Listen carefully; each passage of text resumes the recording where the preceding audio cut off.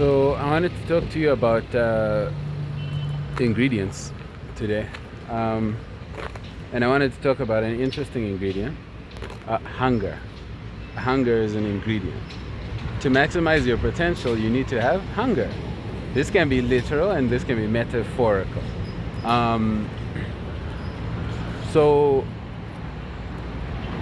part of the reason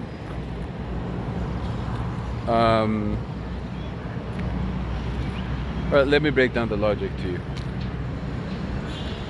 Let us say I am hungry. I'm in need of like rent money. I'm in need of money for like all these things that I should have at home.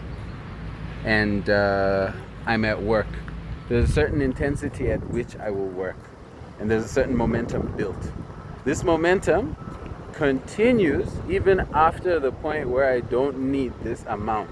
And that becomes the residual, that becomes the profit, that becomes the little bit extra that you have in life.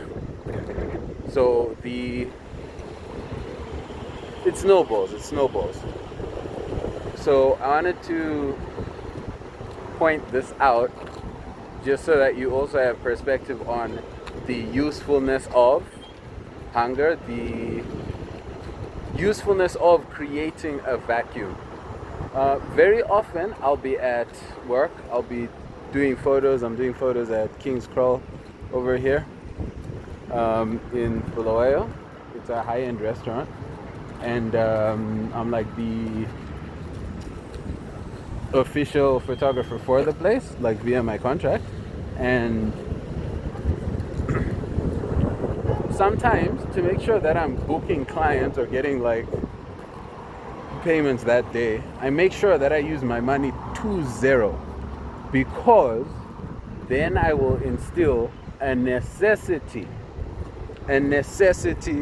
to at the very least go home. I should book a client, god damn it.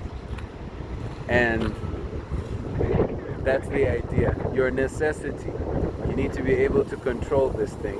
One of the tools that you can use, one of the resources that you can use, one of the gifts is hunger. Often you'll find some poor kid from the village becomes a millionaire and has an infinite ability to hustle, an infinite ability to work, because they have the memory of the hunger, or they're always used to being hungry, so then they just behave hungry all the time. And it then becomes a blessing. It becomes a blessing that they were hungry.